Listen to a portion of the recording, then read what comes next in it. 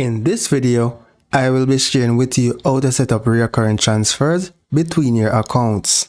So from the app, you're going to select Move Money. Here it's at the bottom of my screen. Select Transfer between my accounts. From the drop down, select your account that you want to make the transfer from. Then specify the amount that you want to transfer. Select the account that you want to transfer to. Then here you're going to change the frequency, right? So you're going to say monthly, weekly, whatever you want to do. So I'm going to do monthly. Then select done. You can specify an end date or the number of transactions that you want to do. So I'm going to do 12 transactions, right? Then select done.